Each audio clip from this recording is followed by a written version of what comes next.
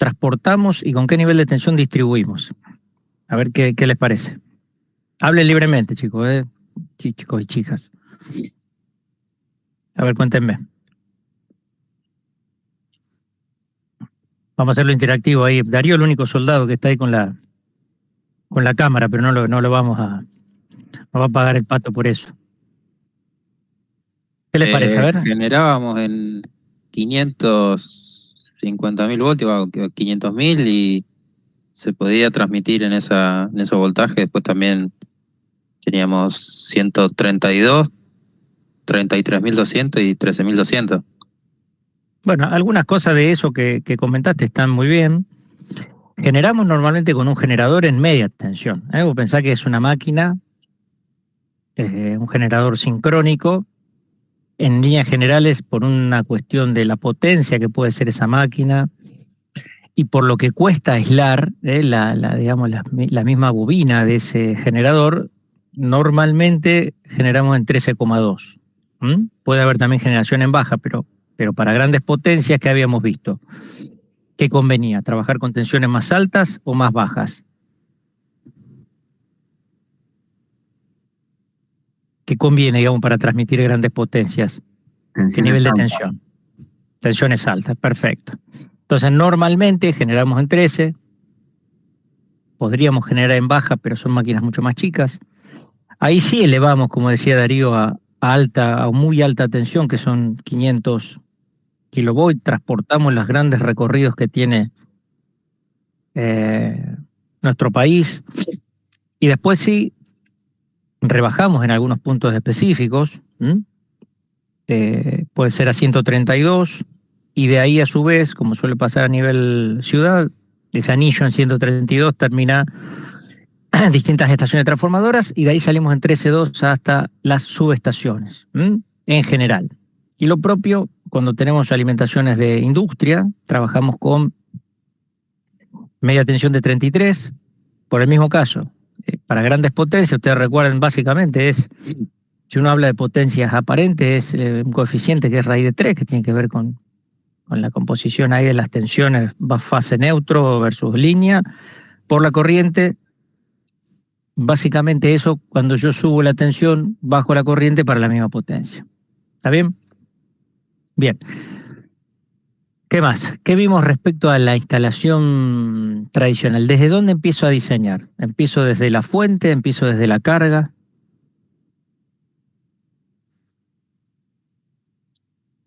Yo como eléctrico, pónganse un ratito el sombrero de eléctricos. ¿Desde dónde arranca el inicio de la necesidad, llamémosle? Desde la carga. De la carga. Nosotros arrancamos, recuerden, la carga incluso antes del equipo mecánico, que hoy justamente vamos a ver cuestiones que tienen que ver con potencias, cuplas, para ver el comportamiento dinámico que tienen esos equipos en función del tipo de equipo propiamente. No es lo mismo un compresor que una bomba, que un torno. Antes de eso va a haber una definición que tiene que ver con el proceso. Voy a necesitar, no sé, 300 metros cúbicos hora de aire a tanta presión. ¿Está bien? Voy a necesitar enfriar un proceso con X caudal también a tal presión. Esas condiciones, que son las condiciones físicas, son las que mandan, son las primeras. Digamos. En base a eso, después sí elijo el equipo mecánico asociado, que como les contaba, generalmente en el mundo real van de la mano del eléctrico, o sea, va asociado al motor que lo impulsa. Para el ejercicio que vamos a hacer, que hoy también vamos a presentar el trabajo práctico, así ya empiezan a verlo, yo después mañana seguramente se los envío, vamos a tener que poder estimar o digamos, en base a catálogo o a lo que haya disponible, decir, bueno, para esas condiciones de proceso voy a necesitar tal equipo, tal compresor, tal balancín, tal bomba, tal ventilador. Después sí, en base a eso, ¿qué elijo?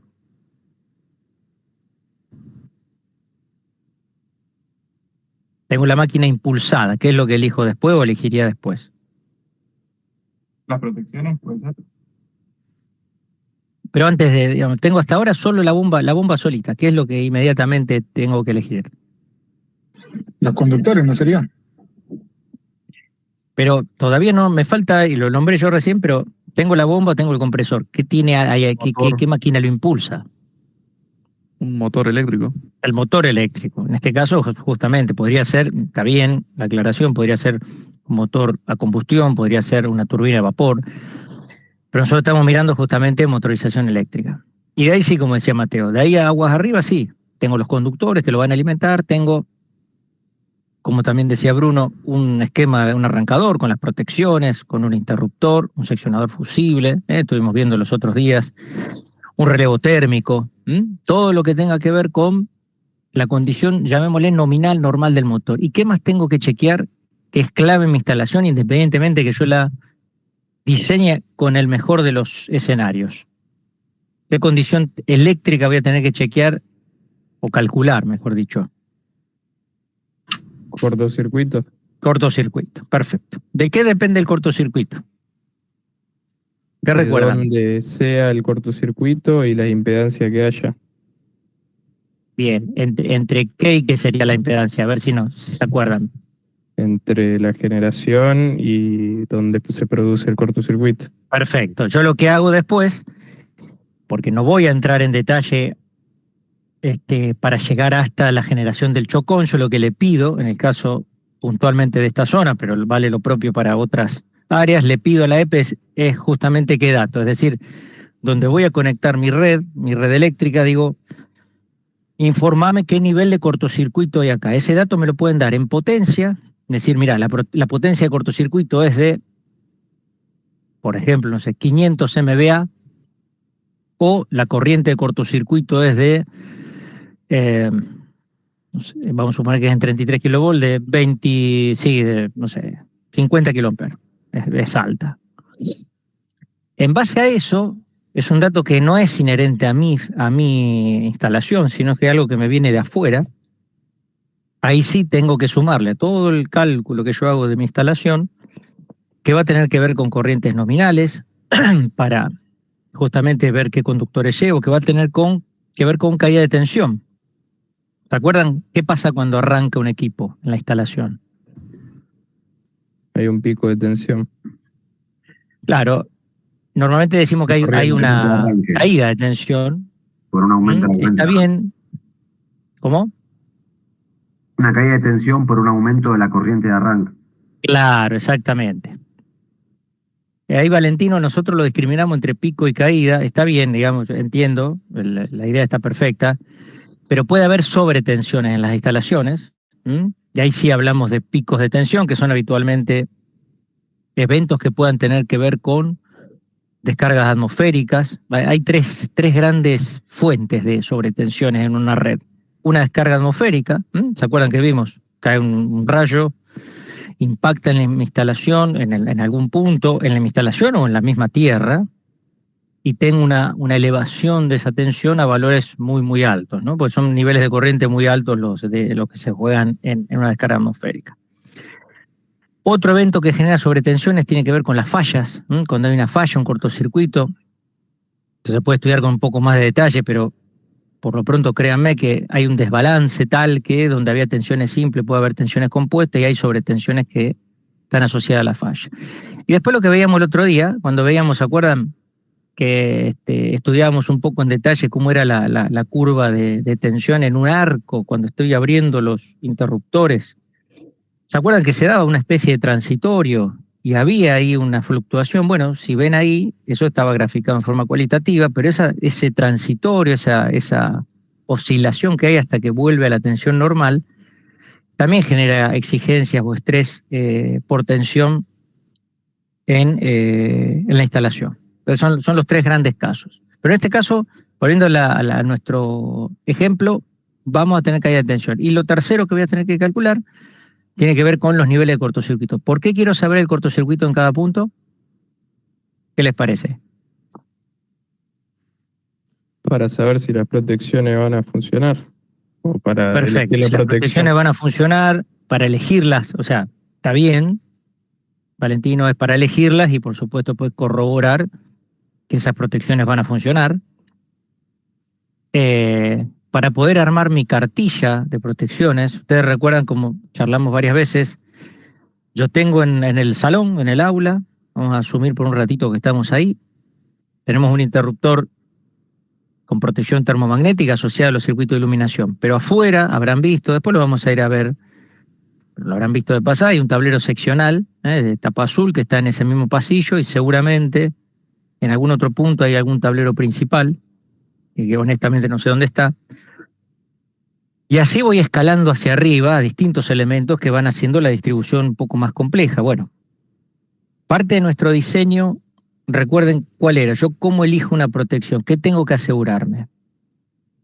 Por supuesto, como apuntó Valentino, que tenga que ser, que pueda, digamos, tener capacidad para despejar las fallas. ¿Qué más?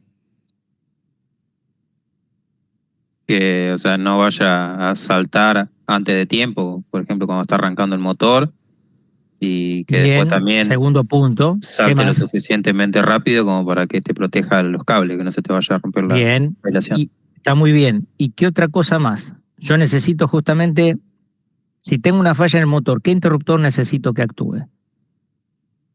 Cuerda motor. Termomagnético. Claro, pero perfecto, pero ¿cuál sería? ¿El inmediato cercano al motor, el más lejano? El más cercano.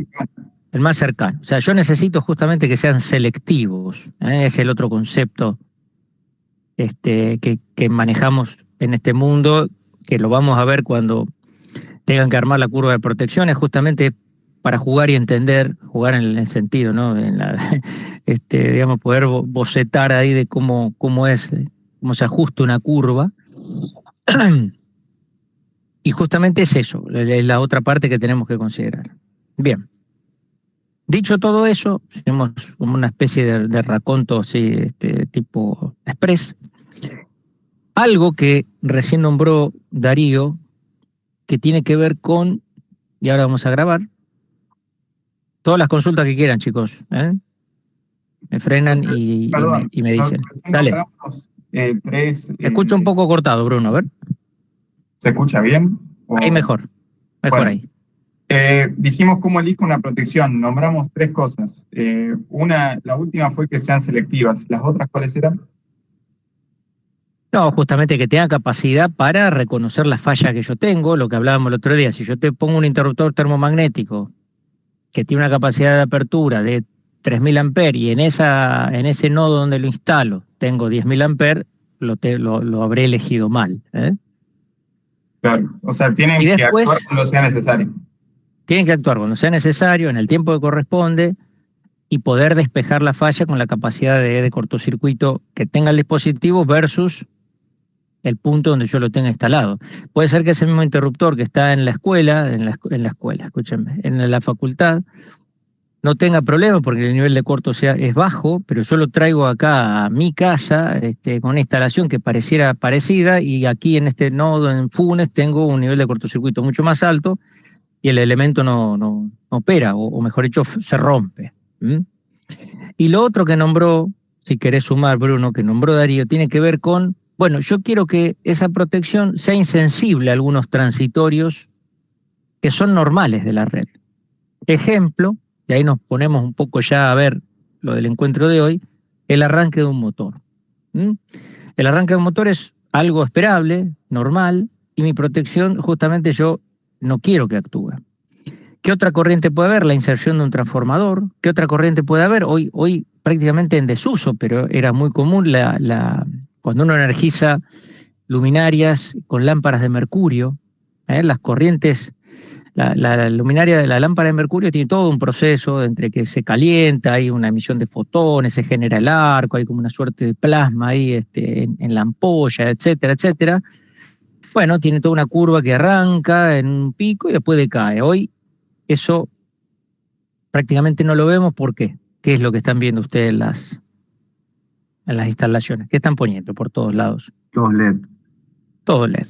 Eso ha sido una revolución curiosa, ¿no? Porque el LED, digamos, de la década de los 70, pero bueno, explotó comercialmente en el tema lumínico no hace tantos años, y ahora prácticamente yo creo, no sé si están discontinuadas, pero hasta no hace tanto tiempo las incandescentes ya las habían discontinuado y así van a ir sacando.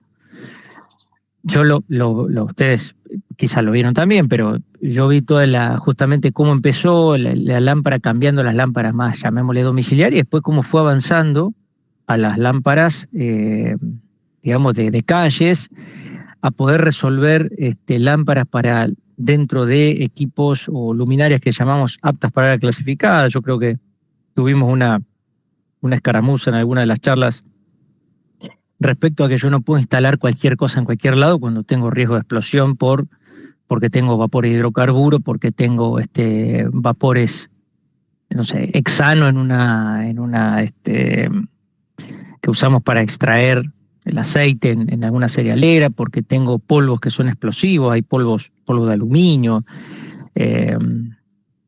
bueno, el mismo polvo del cereal, ¿no es cierto?, que tantas tragedias ha traído, ustedes lo habrán visto a lo largo de la historia. Bueno, se pudo resolver también tecnológicamente cómo ir agregando esos, digamos, dispositivos LED dentro de housings, o sea, dentro de artefactos que cumplen todo lo que es normativo para área clasificada. ¿Está bien?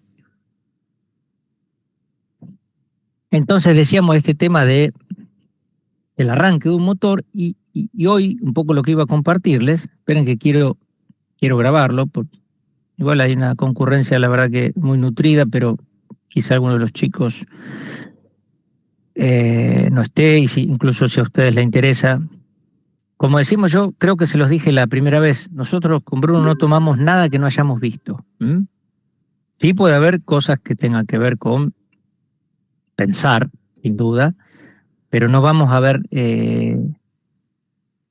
nunca alguna cosa que no, mira, eso nunca lo tomaron, nunca lo dieron, nunca nos contaron.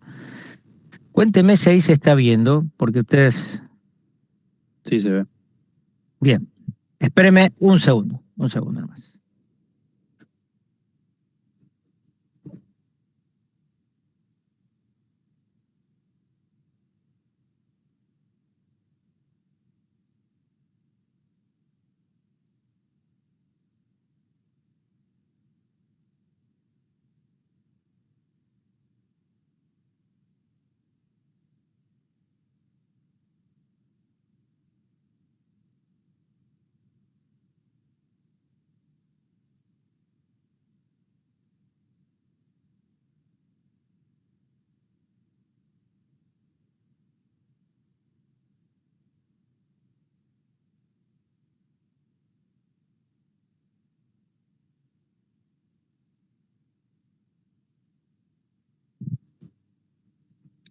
Entonces lo que les decía, va a tener que ver con ese tema de que yo no quiero que esa protección en un arranque de un motor me actúe, justamente qué parámetros, recuerdan los ejes que nosotros graficamos, yo siempre les insisto, nosotros vamos a estar manejando siempre dos variables.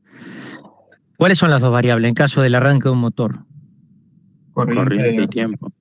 Perfecto, corriente y tiempo. Entonces, la corriente va a ser inherente a lo que la placa del motor me dice. Hay un fenómeno ahí, llamémosle electromagnético, y que es propio del diseño de la máquina. Después puedo decir, no, pero el motor va a impulsar un compresor, una bomba, lo que fuera, está bien. Eso después lo analizo, pero el transitorio de arranque es inherente al equipo.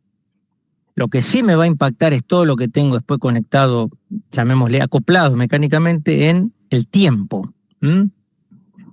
Y para ver si toca o no toca esa famosa corriente de protección, que va a estar, recuerden, por debajo, tiene que estar por debajo, y les tengo que compartir, no sé si alguno indagó en la página de BEG, va a tener que estar por debajo de la línea o de la curva de daño del motor. Siempre hablamos de curva de daño del motor, curva de daño de los cables, curva de daño de un generador, curva de daño del interruptor diferencial. Recuerdan que algunos conversamos el día atrás.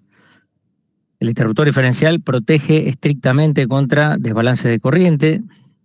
Si digamos, el propio dispositivo tiene un cortocircuito, en los bornes de abajo no lo ve, excepto que haya un desbalance de corriente, ¿no? Pero no lo ve, con lo cual si no tengo otro elemento arriba que vea cortocircuitos, el dispositivo se va a dañar. Entonces, de toda esa carta que yo tengo, cartilla, donde tengo los distintos elementos, bueno, en el caso del motor tengo una curva de daño del motor Y esta curva que estamos conversando, que es la de protección, que va a estar siempre por debajo y a la izquierda, por decirlo así, que yo quiero que en condición normal no sea tocada por el arranque.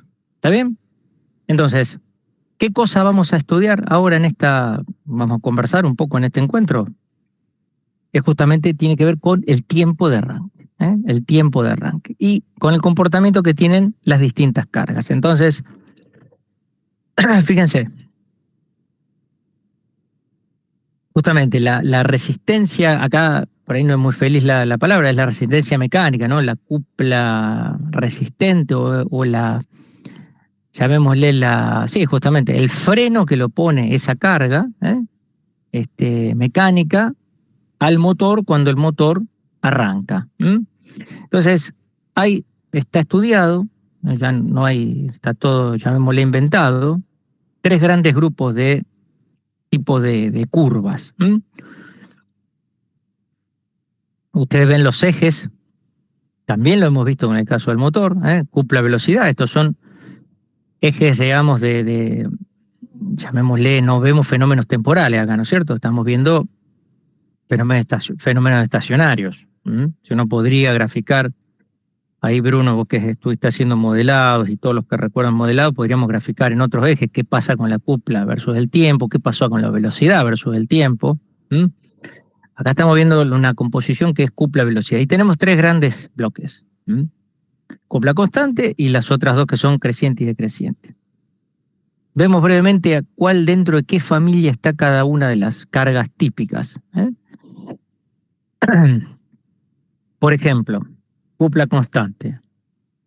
En el apunte y en el material que yo les dejé hay mucha más información. Acá lo que hacemos es, digamos, una condensación para que podamos ver algunas cuantas otras cosas, pero típico, ¿no? Típica de cupla constante. En los procesos, digamos, de las industrias de proceso continuo, el compresor. Compresor, típica carga de cupla constante, que me obliga justamente, ahora vamos a mirar un poquito, a ver si lo tengo graficado acá o no lo tengo graficado. Sí, lo tengo graficado. Me adelanto un poquito, pero para entender qué cosa. No sé si se ve, ¿el cursor se ve? ¿No se ve? ¿Se ve? Sí, se ve. Se ve, perfecto. Bueno, créame un ratito, yo acá tengo una cupla constante. Fíjense qué cosa yo necesito ver que es bastante diferente, por ejemplo, a una cupla creciente. La cupla constante, yo voy a tener un valor de partida de movida alto, con lo cual tengo que asegurarme absolutísimamente que qué pasa en esta zona. Imagínense que mi cupla arranca por acá. ¿Qué tengo que recontra super chequear? Digamos aquí. Que mi cupla motriz esté por encima de esa cupla del compresor o cupla constante, porque no me ayuda el comportamiento que tiene. Porque en la cupla, por ejemplo, de resistente de este tipo, que es creciente, yo tengo la virtud, la ventaja de que a baja velocidad la cupla que presenta es prácticamente nula, 0. Pero en el caso de un compresor, por ejemplo, esto ya como, digamos, el equipo arranca y empieza a comprimir, vamos a suponer que es un compresor alternativo, yo tengo que asegurarme que esa cupla de arranque, pero digamos, en la primera instancia de arranque, tenga la capacidad de vender también, de vencer la inercia. Si no, cuando yo quiero arrancar un equipo y no tengo cupla suficiente, ¿qué fenómeno voy a ver? Si estoy parado al lado del motor y el compresor, ¿qué vamos a ver? No arranca. No arranca. Pero no arranca eléctricamente, ¿qué significa? Puede ser que hay un pico de corriente, pero que no arranca. Claro, está muy encaminada la respuesta. Hay un pico de corriente que se mantiene, porque al no arrancar, yo estoy trabajando lo que se llama rotor bloqueado. O sea, eléctricamente el sistema trata de mover el rotor del motor, pero el rotor del motor, la fuerza que hace o la cupla que ejerce, no alcanza a mover el rotor del equipo que tiene acoplado. Y el motor, al no arrancar, sigue tomando ese transitorio de arranque que uno dice, bueno, se extingue en 2 segundos, 1 segundo, 0,6 segundos. Ustedes van a hacer un cálculo después de tiempos de arranque, van a ver 3 segundos. Se mantiene en forma constante hasta que, ¿qué va a ocurrir ahí? Va a saltar una protección por sobrecalentamiento. Va a terminar abriendo la protección. Esta protección por relevo térmico que yo pongo para proteger la máquina, justamente este caso me lo tiene que proteger. O sea, para la misma corriente de arranque que yo espero que en 0,5, 1, 2, 3 segundos ya empiece a disminuir e irse a la corriente nominal o de vacío, se va a mantener, por decirlo así, fija en ese valor hasta que toca la protección. ¿Puede pasar eso? Puede pasar eso. ¿Cuándo sucede? Habitualmente cuando hay un problema mecánico. Cuando hay un problema mecánico, digo en el sentido de alguna pieza, un rodamiento deteriorado, un cojinete que ha quedado sin lubricación, o un diseño erróneo en la condición de partida, que personalmente me tocó vivir por un error nuestro, digamos, una especificación deficitaria de la condición de arranque del motor y demás. Cierta vez un motor de 1000 HP, para que se den idea, un motor grande, aunque en ingeniería no hay grande ni chico, pero pensemos en una bomba de un domicilio de 1 HP y medio, estamos hablando de 1000 HP, que movía un compresor.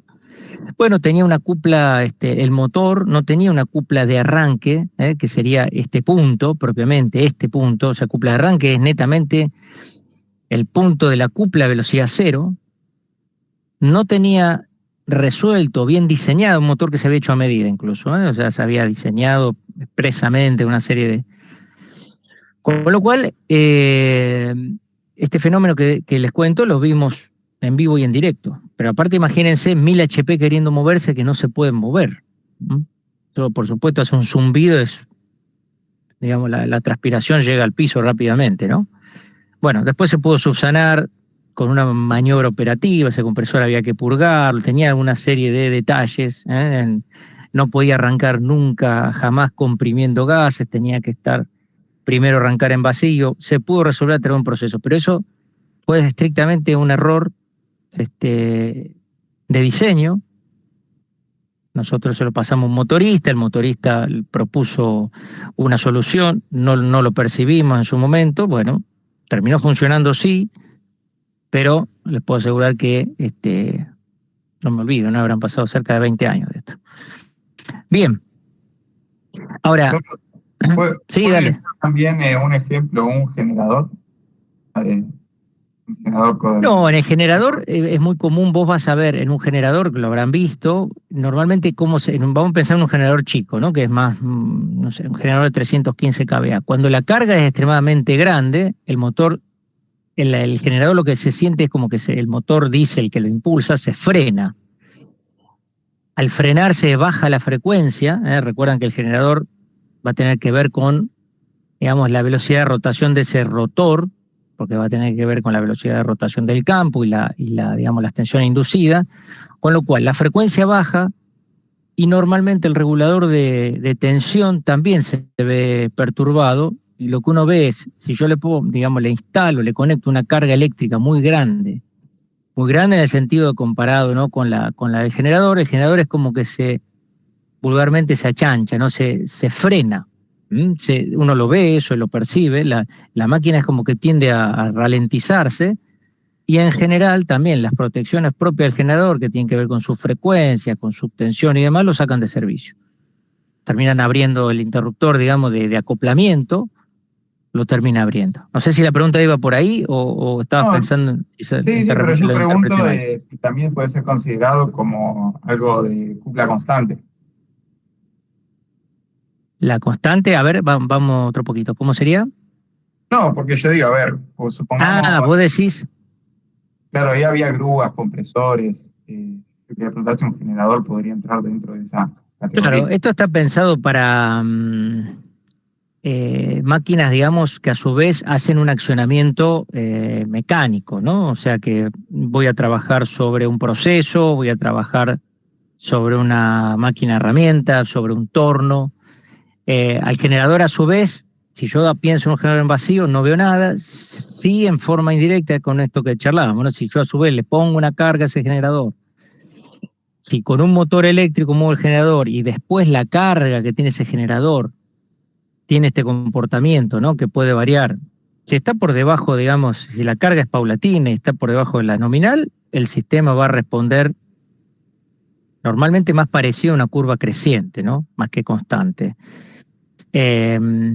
Ahora, si a la inversa pasa que esa carga, normalmente uno tiene que pensar que para el generador esa carga mayor o menor es como si fuera visto del lado del motor que lo impulsa, sea diésel o sea eléctrico, con una carga de freno. O sea, acá siempre pensemos el motor eléctrico siempre como un transductor, ¿no? Yo le aumento la cupla resistente, sube la corriente y tiende a bajar la velocidad y a la inversa. Pero sí, podría ser a través de este tándem generador barra carga. Porque un generador en vacío no tengo resistencia del otro lado. Es como que eléctricamente muevo el rotor y eso entra en régimen, está en vacío, no tengo ninguna carga. Está bien, solamente lo que puede ser las pérdidas del rotor y por los rozamientos, digo, ¿no? ¿Está bien? Sí, sí. Entonces, 3 tipos de curvas. Dijimos potencia constante, cupla constante, perdón, con característica de cupla decreciente, cupla constante, y esta que es la que mayormente usamos, no digo que es la única, pero tiene muchísimo uso en la industria, que es la cupla variable, perdón, dependiente positiva o cuadrática, típica de ventiladores, bombas, centrífugas, etcétera, hélices, hélices que pueden ser de un agitador. Hay muchos sistemas, habrán visto, y si no vieron, hay sistemas de tratamiento de fluentes que trabajan con, no sé si alguna vez le han tocado ver, pero es muy común que los sistemas de fluente trabajen con una activación de unas bacterias, tienen como unos lodos que están formados por unas bacterias, o sea, se trae eso, se inicia ese proceso, eso proliferan esas bacterias, son anaeróbicas, pero necesitan aire. Entonces hay hélices a veces enormes o agitadores enormes que solamente lo que hacen es baten esos piletones para, digamos, insuflar aire en el sistema, por agitación, digo, ¿no? Y que esos microorganismos tengan aire para respirar, por ejemplo. Entonces, este tipo de curva, que va a ser de pendiente creciente, va a ser tipo cuadrática, va a ser tipo cúbica, digamos, no digo que la de mayor cantidad de equipos que van a haber, pero en general en la industria del proceso continuo se llevan la mayoría de los números, por decirlo así, ¿no? ¿Por qué? Por un tema de cantidad de servicios. Antes de llegar a esas curvas, ya está descrito, ya está estudiado, ya está analizado, esto está inventado, por decirlo así, qué tipo de ecuaciones las gobiernan, qué tipo de ecuación, y esto les va a servir como dato de partida para el trabajo práctico, que en un ratito ya lo vamos a ver, para ver qué máquina eligieron o qué máquina van a elegir. Un poco lo que yo les recomendaba era trabajar con el trabajo práctico que hicieran con Julián, lo pueden cambiar igualmente, ahí yo creo que tienen ganado bastante material y tiempo, pero van a tener ya, esto está, digamos, súper estudiado, una serie de curvas o ecuaciones que vinculan las distintas variables, ¿no? Para un puente grúa, para un compresor, donde aparecen incluso parámetros que tienen que ver con los gases que está comprimiendo, para un tipo de cinta. Bueno, en el material que tienen de lectura, tienen, digamos, mucho más desarrollado. Y un pequeño foco lente que ponemos acá en el tema bombas, porque ustedes van a tener muchísima interacción, o varios de ustedes seguramente, que son las curvas, están basadas en las curvas características, ¿no? De una bomba centrífuga tradicional. Estas curvas las han visto en hidráulica, ¿no es cierto? Las manejan bien, digo. ¿Lo vieron esto en hidráulica? Sí, o no sé, digo hidráulica y quizás es otra materia, perdón. Sí, creo que mecánica de fluidos también lo hemos visto. Tenemos un banco de ensayo. Sí, yo le digo hidráulica, pero claro, es... No, igual Este, lo vimos en las dos materias, pero creo que más en... claro, bueno, ¿qué tiene interesante? Bueno, alguna descripción eh, que permite después jugar con, en función de yo cómo la describo, me permite después trabajar con vínculos que son las leyes de afinidad, que tienen que ver con la potencia y el caudal, con la potencia y el diámetro de los impulsores, etcétera, ¿no? Entonces, es bastante útil esas leyes de afinidad que yo extraigo para poder después saber cómo se mueven distintos parámetros. Si, por ejemplo, yo voy de un impulsor de radio medio a un radio mínimo, a un radio máximo, ¿no? ¿Qué pasa con esa variación que puede haber de diámetro? ¿Cómo opera la potencia? Ustedes saben, seguramente mucho mejor que yo, que normalmente una bomba centrífuga va a tener un diámetro de impulsor medio, uno mínimo y uno máximo. Eso lo han visto, ¿no? Seguramente lo han visto, se lo habrá contado alguno de los docentes. Cada uno de ellos, en función del que yo elijo, y eso lo tengo que elegir, ¿qué se suele hacer en la práctica? Se elige el diámetro medio, el diámetro mayor del impulsor siempre es más costoso, con lo cual es común elegir el diámetro medio o el mínimo, y el diámetro medio, si yo necesito digamos, bajarle el nivel de caudal, tengo que maquinarlo, ¿no? O sea, tengo que pasarlo por un mecanizado. Sin ir más lejos, ayer tuvimos que maquinar un impulsor de alaves abierto en la planta, por supuesto, un trabajo de tornería. ¿Por qué? Porque era el diámetro nominal, porque eso a nivel, fíjense qué interesante, ¿no? Digo, interesante en el sentido que es todo lo que estamos viendo, o sea, ese diámetro nominal para el motor que teníamos disponible, en un caso que estábamos haciendo esto que yo le digo injertos, que tengo una bomba por un lado y un motor por el otro, que no es lo habitual es que uno compre el conjunto, compre el motor bomba, yo le compre a Flowser o a Smith o a quien sea una bomba de cierta prestación y me diga, bueno, listo, está bien, va con este motor. Pero justo ahora, como somos creativos, estamos queriendo resolver un problema con una bomba existente. Bueno, cuando hacemos el cálculo, digamos, en realidad revisando las curvas, ¿no? Con el diámetro nominal, excede al motor que teníamos. ¿Por qué? Porque pide una potencia al freno, porque la potencia mecánica que puede entregar es mucho mayor. Bueno, tuvimos que mandar a hacer un mecanizado y bajarlo al diámetro mínimo. De la mano de todo esto, es analizando esto mismo que estamos viendo con ustedes acá. No es otra cosa. ¿Está bien? Fíjense, acá aparecen algunas ecuaciones que vinculan, ¿no? Caudal con velocidad. Bueno, esto, si no lo han visto, son lo que se llaman leyes de afinidad, son interesantes manejarlas. Fíjense como, por ejemplo, acá tenemos una descripción de la potencia, va con el cubo de la velocidad, la cupla va con el cuadrado de la velocidad, el diámetro, que no lo veo acá, no lo veo, pero también puede despejarse porque tiene que ver con un parámetro asociado de alguna manera al área y al caudal. Nos permiten hacer algunas inferencias y entender cómo se va a comportar esa bomba o ese ventilador, por ejemplo. Entonces, bueno, compartirles este material, seguramente lo conocen, si no lo conocen, les va a ser útil para el cálculo de el equipo que elijan. Si no es una bomba, irán a otra de las ecuaciones. Ahora después nos vamos a detener un poquito ahí en el trabajo práctico, porque me interesa contárselos bien para que quede lo más claro posible.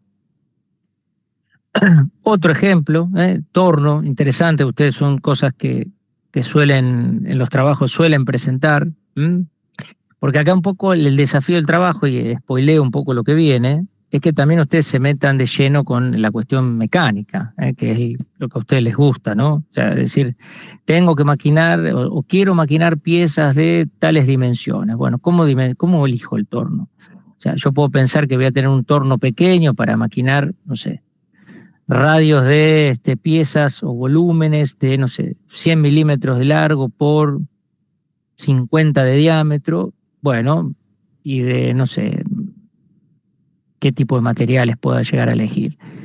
Eso me va a dar una especificación de entorno. Ahora digo, no, mirá, yo quiero manejar piezas de, no sé, 1 metro de diámetro, porque quiero armar un taller robusto y porque necesito, bueno, también interesante decir, a ver, ¿cómo elijo ese torno? Voy a tener que ver con la velocidad del avance, con la potencia justamente en el corte, las fuerzas que aparecen. Por eso un poco los invito, que es la parte, si se quiere, más mecánica que tiene la materia, aprovechen a indagar por ahí. Un compresor de aire a tornillo, un Caeser, por ejemplo, a ver qué prestaciones tiene, qué caudal, presión me da, qué pasa si elijo uno u otro modelo. O sea, la invitación en el trabajo práctico tiene que ver con arrancar con una condición de proceso teórico, o sea, con una necesidad teórica. Lo decíamos al inicio, lo conversamos en varios encuentros. Necesito un caudal tal de agua de refrigeración. Quiero mover con una grúa hasta 20 toneladas, un puente grúa, en un taller. Les puede tocar diseñarlo. Por más que uno siempre se apoya en lo que nosotros llamamos el tecnólogo, o sea, que con el fabricante, ¿no? Difícilmente se largue en el aire, pero puede hacer un precálculo. Típico, ¿no? Que le digan, bueno, che, quiero poner un puente grúa de hasta 10 toneladas. ¿La instalación eléctrica me da? ¿No me da? Pueden hacer un cálculo. Después pasarán por un Forbis, por uno de todos los especialistas y pulirán. Pero siempre van a poder tener un primer pantallazo. Ya eso solo sirve. Porque a veces sucede que uno dice, no, mirá, esto que queremos hacer con la instalación como está no se puede. Entonces, no es solo el equipo que queremos instalar, sino todo lo que hay que modificar, corregir, etcétera, de la instalación existente. Eso también es el rol del ingeniero, digamos, decir todo lo que hay que hacer y también decir lo que no se puede hacer. Y si no es que no se puede hacer, o no se puede hacer con la instalación como está. ¿Por qué? Porque eso me va a impactar en costo. Porque muchas veces dicen, no, mira, quiero poner una máquina sin HP, está bien, bueno, sí, pero así con la red como está, o sea, el motor y la bomba y lo que quiera sale $20.000 y ayornar toda la red eléctrica sale $50.000. Más de un proyecto se ha caído, no solo por tema eléctrico. Uno tiene en un diseño para una planta industrial y demás, revisar lo que en la jerga industrial se llaman utilidades o facilidades.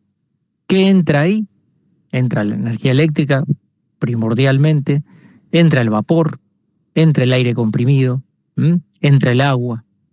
Todos esos parámetros, en función del proceso que yo quiera instalar o modificar, etcétera, los tengo que mirar el día cero.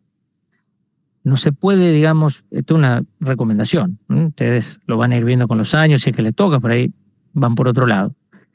Todas esas cuestiones tienen que ver el día cero. Por supuesto uno dice, bueno, tengo esta necesidad, analiza un poco el proceso y demás, pero el día cero no, el día 1. Yo he visto caer en persona proyectos porque cosas críticas, como este tema que parece, uno dice no puede ser, de la red eléctrica no se consideraron. Y no se consideraron y el impacto en costo es altísimo. ¿Está bien? Por eso siempre lo ato y los invito a mirar el tema costos, porque es parte, digamos, del ABC para que un proyecto se apruebe, no se apruebe, etcétera. Bueno, esto lo tienen recontra súper conocido, el apunte indaga, retoma al amigo Newton en su modelo de cálculo lineal y de rotación. Esto lo vieron seguramente a la perfección en dinámica de los sistemas físicos, o espero que así haya sido. Interesante acá, retoma el tema del momento de inercia y retoma, digamos, al margen del cálculo integral y demás, porque muchas veces nuestras piezas, y esto ustedes lo conocen también muy bien, no solo por el tema mecánico que toca acá, sino que en muchas ocasiones yo tengo que hacer inferencias y tengo que hacer estimaciones y tengo que hacer aproximaciones. Y tengo que hacer aproximaciones lo más razonables, coherentes posible. ¿Por qué? Porque muchas veces no hay información o no hay información suficiente. Bueno, justamente la matemática y la física y los modelos, que después vamos a hacer una pasada muy fugaz por el tema de modelado matemático, va a retomar cosas que ustedes vieron, pero nos vamos a meter con la matemática, un poco lo que les decía, pero justamente yo modelo ¿para qué? ¿Para qué modelo? ¿Por qué modelo, digamos? Para hacer ¿Qué más gano con eso? sencillo un problema de la vida real, que es muy complicado de encarar. Bien, y si yo no modelase, ¿qué otra alternativa me quedaría, por ejemplo? Vamos a suponer que yo digo, Prueba bueno, y pero no error. sé, Si no modelás, ¿cómo? prueba y error. Que si no modelás es hacerlo y prueba y error, Eso, pero puede salir muy caro. eso. Y otra cosa que se solía hacer, y en algunas aplicaciones se hace, por supuesto, tiene que ver con hacer prototipos. Antes era súper común decir, bueno, a ver, ¿cómo va a ser esto? Y yo no hago el diseño completo, pero preparo un prototipo en escala, preparo algo, pero todo eso es una inversión de tiempo, costos y recursos enorme, cuando hoy por hoy las herramientas de modelado de la índole que sea me permiten, conociendo la herramienta obviamente, muy rápidamente hacer un pasa no pasa. ¿Eh? En ingeniería es muy común decir, pasa no pasa, le llamo a esto, ¿tiene sentido esto que estamos pensando o no? Hay veces que hay decisiones que son complejas, no voy a decir que todo es, pero muchas veces hay cuestiones, llamémosles gruesas, que se filtran en una instancia muy preliminar. Entonces, bueno, esto, que acá retoma, puede pasar que digo, bueno, necesito el momento de inercia, bueno, no lo tengo, pero tengo la física que me ayuda, ¿no? Y modelo, y aproximo. Y después uso criterio. Y ahí es donde yo les insisto en sentido común. Hablamos tiempo atrás, es decir, chicos, si yo les digo que la corriente de cortocircuito es de 8000 kiloamperes, ¿qué me dirían? 8000 kiloamperes, ¿qué me dirían? Bueno, un montón. Bien, o sea, no parece racional, ¿eh? Por supuesto hay que hacer algunos números, ustedes ahora cuando hagan cálculos con Brunito van a ver si no, mira, esto en una red de tal potencia voy a tener una corriente corta de 20 kiloamperes, de 30. Si en el cálculo ya me da 200 kiloamperes, hay un error. Y yo voy a valorar incluso que me digan, mira Germán, arrastro algún error, ¿eh? Siempre recuerdo, se lo habré contado ya en teoría electromagnética, calculando un coseno de phi que era kilométrico, llego y me daba 1,5. Claro, coseno de phi todo tiene que ser menor a 1, ¿no? Todo uno ya sabe que está mal. No tiene sentido ni presentarlo eso, ¿eh? Bueno, esas son las cosas que después los años se lo van a ir dando. Ustedes están, por supuesto, ya al salir, ya están a la esquina de ser ingenieros, y les va a ir dando esta serie de cuestiones. Pero es importante dudar siempre. Ustedes dicen, a ver, ¿tiene razonabilidad? Digamos, ¿tiene coherencia esto que estoy viendo? Hay veces que el tema uno no lo conoce y tiene que indagar, ¿no es cierto? Tiene que estudiar, tiene que mirar, ¿qué estudió la ciencia esto? ¿Y qué dice este paper esto? ¿Y qué dice la industria esto? Ah, está bien, bueno, puede ser entonces. Tiene algún grado de coherencia. O a la inversa. Decir, no, mirá, la ciencia o el estado del arte o la industria o los tecnólogos, los proveedores dicen esto que estamos pensando no va.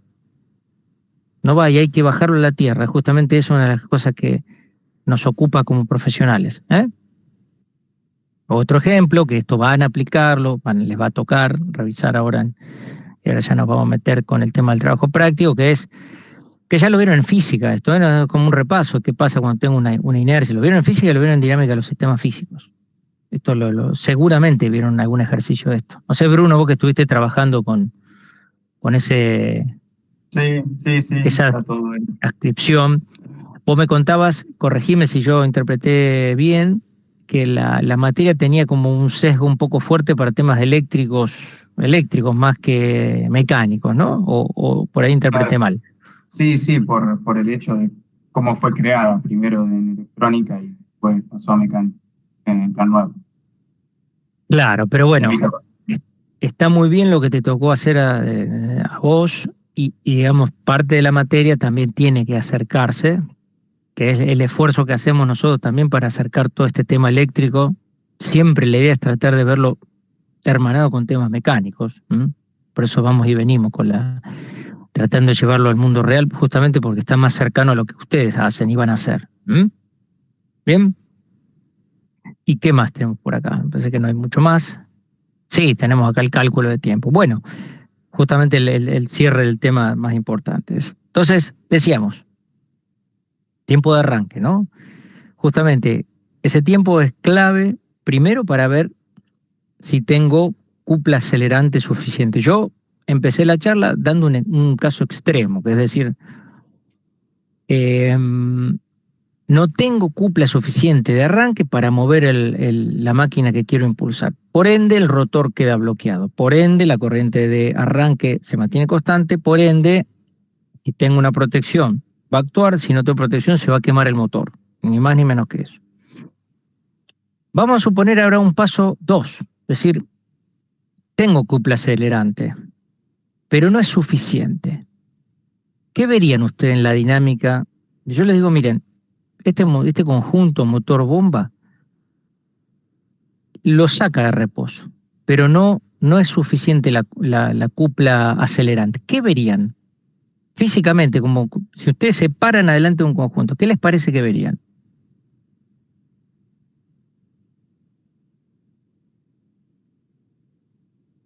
Va a arrancar, pero va a llegar hasta cierta velocidad y no va a pasar de ahí, no va a llegar a la velocidad nominal. Perfecto. Eso ocurre. A eso se dice que el motor, en la jerga técnica, que el motor no embala. No llega a régimen.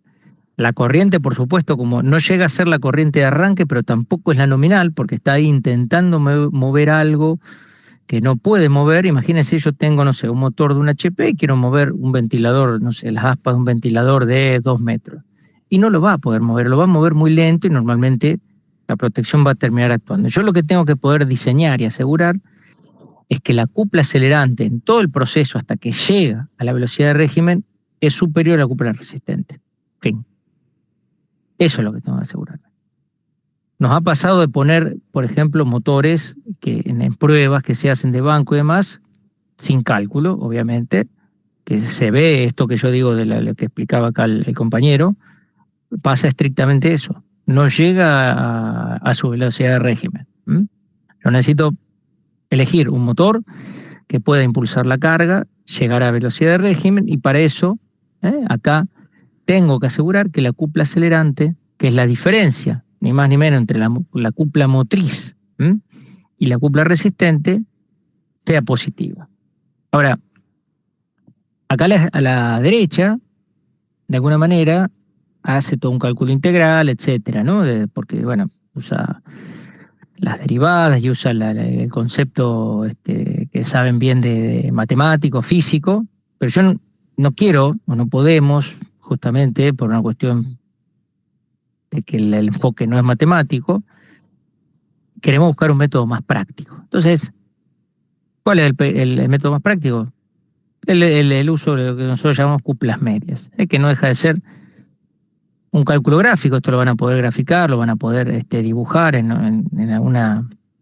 AutoCAD o en Excel, o lo que usen para, digamos, que les sea práctico. Y lo que dice es, bueno, yo tomo el valor promedio.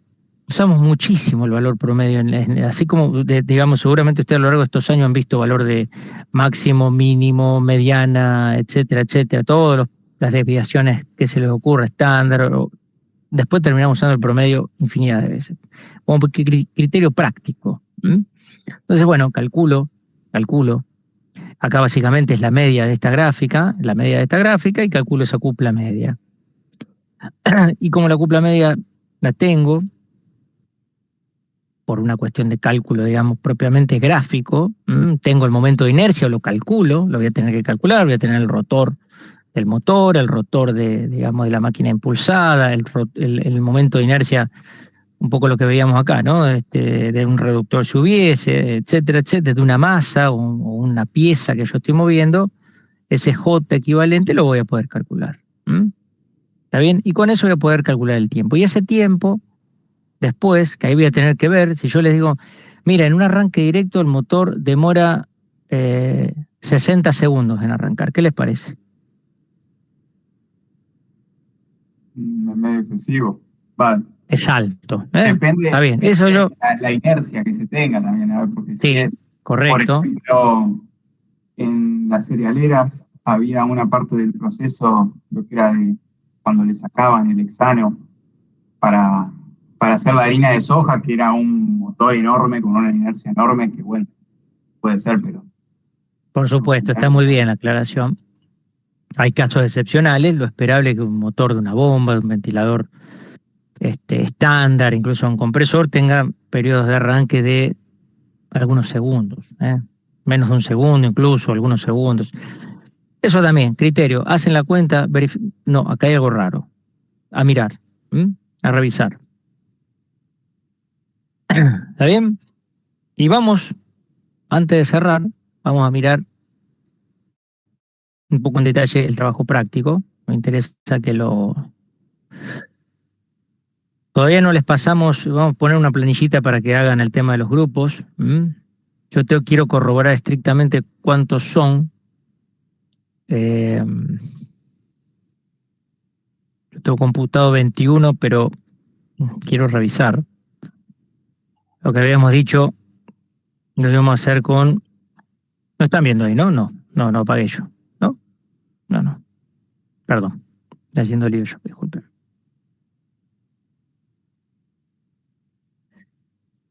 ¿De cuántos son los grupos? Esto es lo que le iba a decir. Ahora va a ser función... Díganme ahí si están viendo o no. Sí. Sí. Los grupos normalmente de 3, puede haber, por eso digo, tengo que mirar bien los números, quizá le pedimos algunos de a 2. No de 4 y no de unipersonales.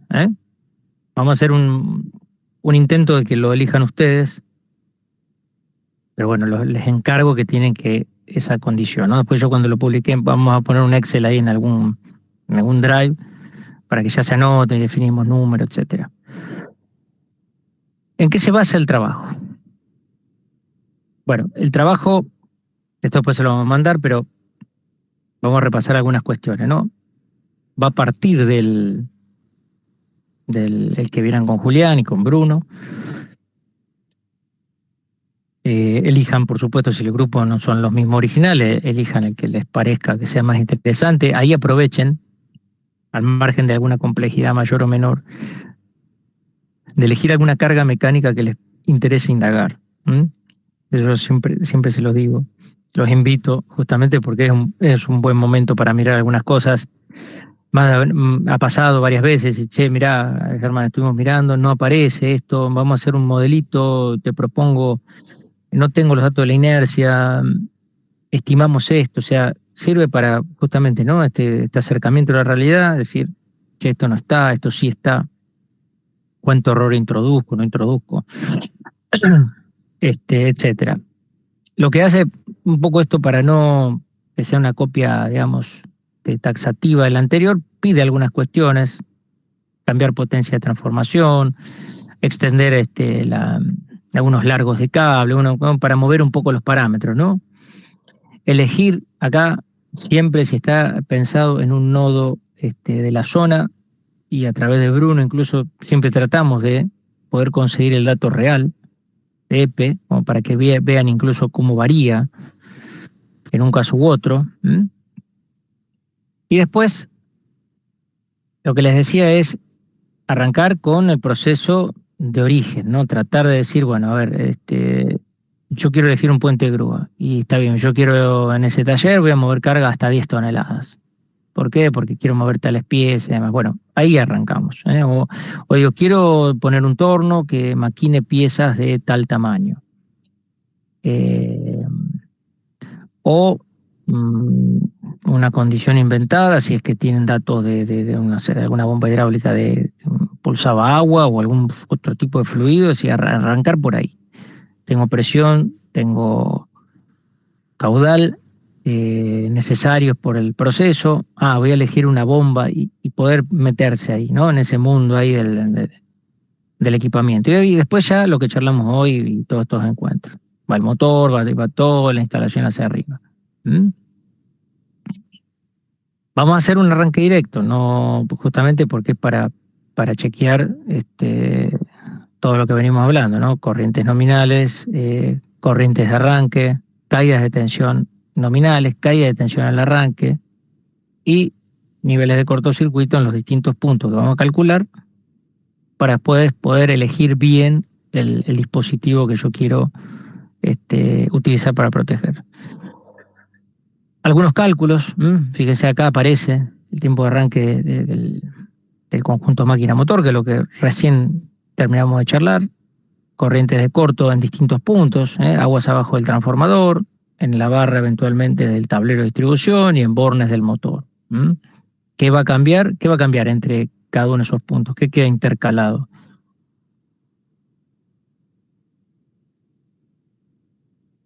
¿Por qué va a variar eso? ¿Qué dijimos?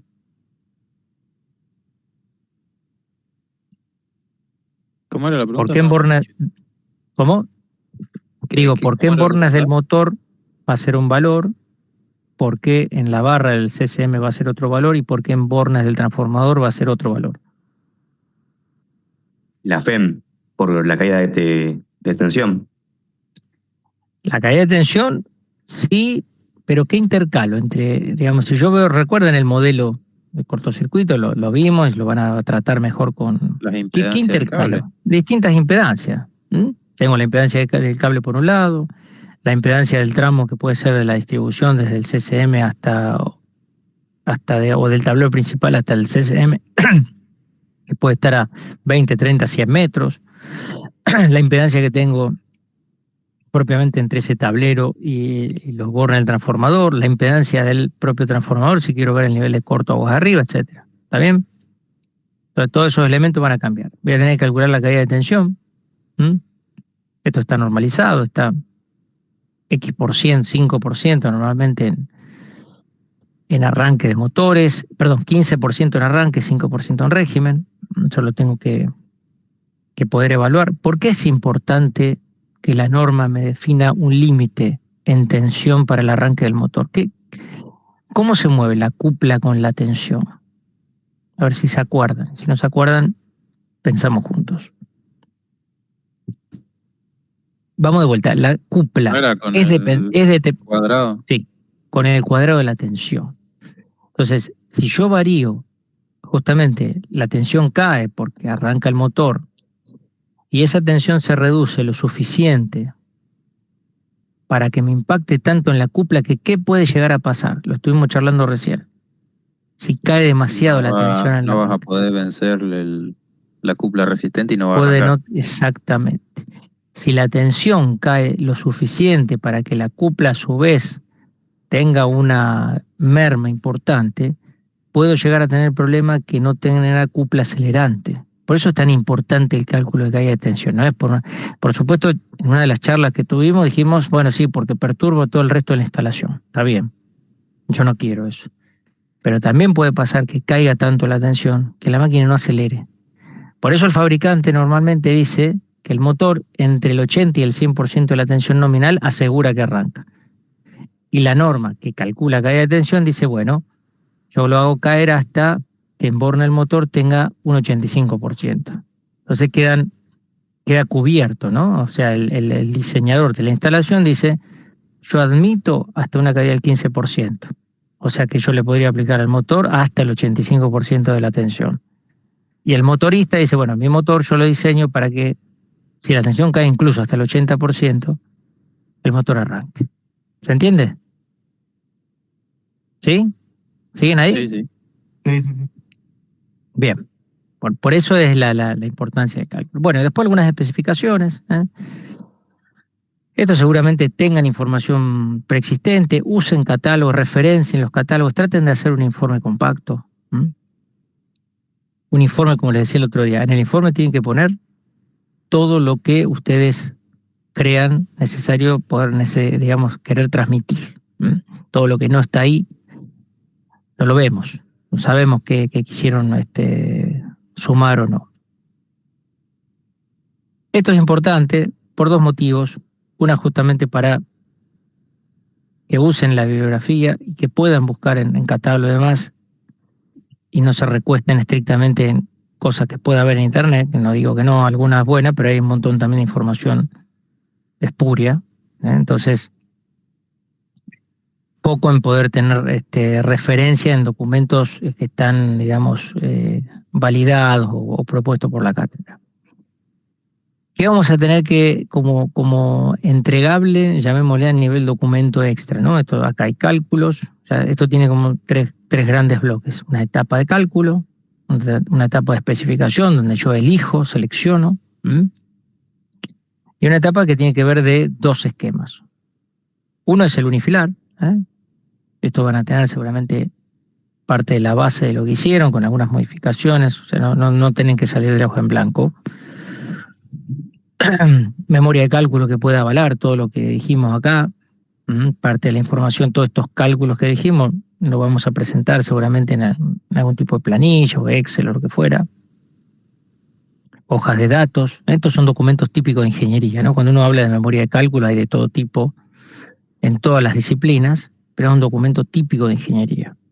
Hoja de datos también es un documento típico de ingeniería, la hoja de datos del motor, la hoja de datos del caudalímetro, la hoja de datos de la bomba, es la hoja de datos garantizada por el fabricante, es la que el fabricante dice, mira, esta curva que yo te digo que tiene la bomba, la tiene efectivamente, porque nosotros lo diseñamos y aparte lo ensayamos. Después hay otra curva que es de performance, que es el ensayo en sí, pero en teoría esa curva que ellos proponen como garantizada la tiene que cumplir en la vida real. Es como decir, sí, el auto tal alcanza una velocidad de 180 km por hora y yo te lo garantizo. Pues bueno, uno en la práctica lo debería poder probar, eso sea así. Y como dato de color, la curva de protecciones. ¿Se acuerdan? Esto pueden usar esta o una parecida o lo que fuera. Acá está la parte, si se quiere, más interesante, más pensada. Acá tienen un esquemita de algo, un esquema de algo parecido a lo que ustedes van a tener en su instalación, en su instalación eléctrica, ¿no? Tenemos una carga accionada por motor, los conductores, la protección, interruptor, un CCM, un tablero de distribución, transformador, etcétera. Y que acá puedan ajustar, ajustar es graficar, cuando hablamos de ajustar a protección es graficar las propuestas de las distintas curvas con al menos estos interruptores o protección asociada a estos interruptores, ¿no? Al interruptor del CCM, al interruptor de salida motor, al interruptor secundario del transformador, etcétera. O sea que al menos va a tener que poder graficar 3 curvas acá, que van a estar, ¿cómo van a estar esas curvas? ¿Qué les parece? ¿Cuál va a estar más abajo y a la izquierda?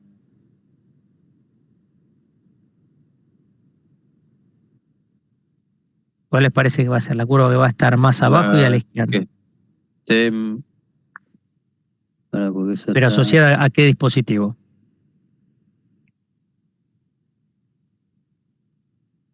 ¿Va a ser esta, les parece, la que está más a la izquierda, la protección asociada a este interruptor o a este motor? Al motor, No, la que está el motor. Al motor. Sería menos corriente. Claro, aparte, digamos, ustedes tienen que pensarlo así. Yo tengo una corriente cortocircuito que excursiona a lo largo del tiempo. ¿Qué quiero primero que toque, no? ¿Qué curva voy a querer que toque? Y seguramente la del motor. La de esta protección asociada. Por eso normalmente lo lógico es que todas las curvas concatenadas en una instalación de este tipo queden solapadas, no solapadas, perdón, mejor dicho, graficadas a la derecha y arriba a medida que yo me voy acercando a la fuente. ¿Por qué? Porque yo hago selectividad cronoamperométrica, o sea, hago selectividad en corriente y hago selectividad en tiempo. Yo tengo que poder separar esas curvas corriente-tiempo para que, lo que charlamos varias veces, no me actúe la protección del transformador cuando tengo un evento de falla en el motor. ¿Sí? Voy a tener que graficar la corriente de arranque del motor, la corriente nominal del motor, los corrientes de cortocircuito, voy a tener que graficar la corriente de inserción del transformador, o sea, voy a tener que poder mostrar todo y probablemente tenga alguna, digamos, definición que tomar, es decir, no, mira, acá está solapado, eso en el proceso, ¿no? Cuando lo estén trabajando. Me queda una zona donde me quedan solapadas las curvas, no quiero eso, o entre perder protección y que no sea selectivo, bueno, prefiero proteger el equipo versus perder algo de selectividad. Sucede eso a veces. Hay zonas de corriente donde dicen, no, mira, no lo puedo mover más que esto, porque si lo desplazo dejo de proteger los cables. Acá tiene que estar la curva de daño del motor, la curva de daño a los cables. Estamos hablando de 5 o 6 curvas, tampoco es... 6 curvas serán. Pero tiene que uno poder leer la cartilla y decir, está bien, tiene coherencia. Ante unos niveles de cortocircuito actúa este primero, la separación que tengo versus la siguiente tiene un tiempo razonable. Nosotros en tiempo escalonamos mínimo 200, 300 milisegundos entre una protección y la que le sigue, puede ser más, pero digamos, te recuerdan que los fenómenos eléctricos, por supuesto, son extremadamente rápidos. Yo no quiero tener un cortocircuito alimentado 20 segundos. No me voy a ir por acá arriba. Casos excepcionales puede haber 1, 2, 3, 4 segundos. Pero en líneas generales yo necesito siempre que pueda elegir de resolver en tiempos cortos. ¿Está bien? ¿Sí? ¿Me siguen hasta ahí? Y de la mano de eso, bueno, por supuesto, nos consultan, nos preguntan cualquier cosa. Me pasé, perdón. Yo levanté la mano, me paso. Me levanto la mano a mí mismo. Quería mostrarles algo más y ya los voy a liberar.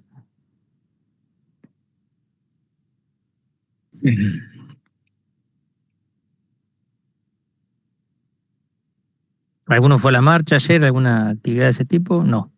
¿O sí? Yo fui. ¿Qué tal? ¿Mucha gente? Sí, bastante gente. Bueno, vamos a ver si con esto que No, incluso en el debate, por ahí más allá que en un montón de temas haya mucha división, yo creo que acá había bastante consenso de varios partidos. Claro. La importancia del tema. Sí, y de la sociedad en general, diría, ¿no? Porque hay como todo, hay temas que son muy discutibles y algunos pareciera que no. Este grupo de temas no pareciera de los temas que valga la pena incluso discutir, ¿no? Yo no he visto valores de impacto en PBI, ¿no? Honestamente sé que eran marginales, pero no sé hasta qué punto tiene sentido dar este tipo de batalla, ¿no? Eso es una cuestión de decisión política. Para cerrar un poco, para justamente hacer un pequeño zoom, mirar con lupa, están viendo ahí, ¿no? Sí, se ve. Esto que hablamos tanto de la protección de sobrecarga del motor, la protección del relé térmico, bueno, justamente cómo solían ser, hoy tienen algunas protecciones electrónicas, pero básicamente creo que alguno de ustedes días atrás lo consultó, o lo conversamos, o lo que fuera, de que históricamente, y todavía vienen algunos así, esto estaba resuelto con un par bimetálico, ¿no? O sea, dos elementos de distinta conductividad que físicamente al atravesarse la corriente a los efectos de calentar esto, ¿no? No es que la corriente circula bueno, como es un par bimetálico, eso tiene una deformación hacia un lado y eso movía un mecanismo interno. Es un elemento sencillo electromecánico puro. Fíjense acá, perdón. Pero, claro. Sí, esto que se ve acá es esto. Eso, digamos, se desplaza algo, algún contacto cambia de estado y en los circuitos de comando que habíamos visto, no sé si recuerdan uno de los primeros encuentros, teníamos un circuito de comando típico que era el pulsador de arranque, pulsador de parada, contacto de retención del contactor, la bobina del contactor, etcétera. También en esa serie aparece el contacto auxiliar de este relevo térmico. ¿Por qué? Porque lo que yo digo es cuando mi relevo térmico actúa porque hubo realmente una sobrelevación de temperatura, porque la corriente aumentó, bueno, quiero que el circuito de comando se abra y el motor se pare. Básicamente es eso. Hoy por hoy hay dispositivos electrónicos, ya digamos, esto está superado, pero se sigue usando, no es. Fíjense, esto es un relevo térmico tradicional. Fíjense en el rango. Este es el rango de corriente, esto se ajusta con una suerte de perillero. Si yo les digo, el motor tiene una corriente nominal de 32 amperes, ¿qué les parece que puede pasar acá? Te salta el relé antes de que ande el motor. Probablemente, si el motor trabaja con su carga nominal, que es lo que uno espera, esta protección queda chica, decimos. Y a la inversa, si le digo el motor toma un amper,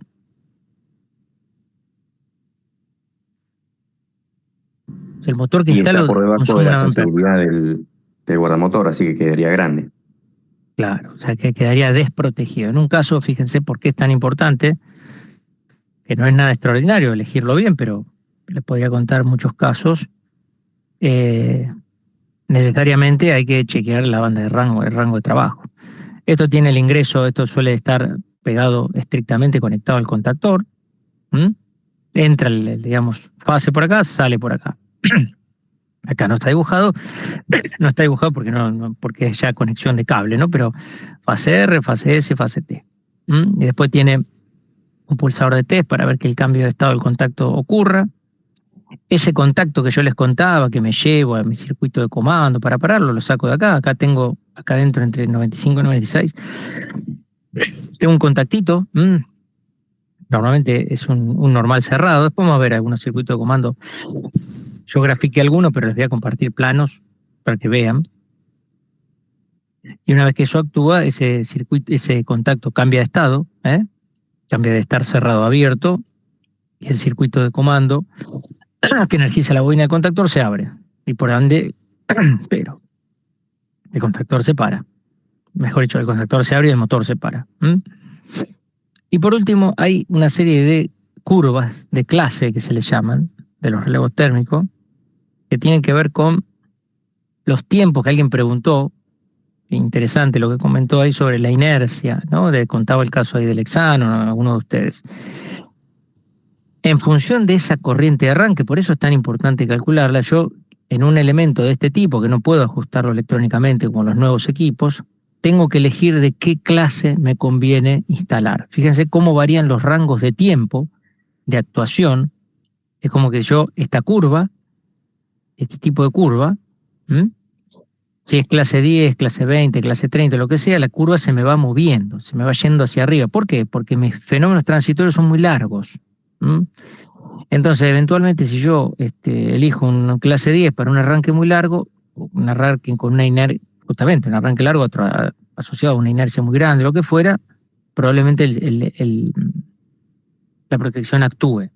Ejemplo, ventiladores de caldera, no puede ser un clase 10, como caso típico, ¿no? Puede incluso un clase 30.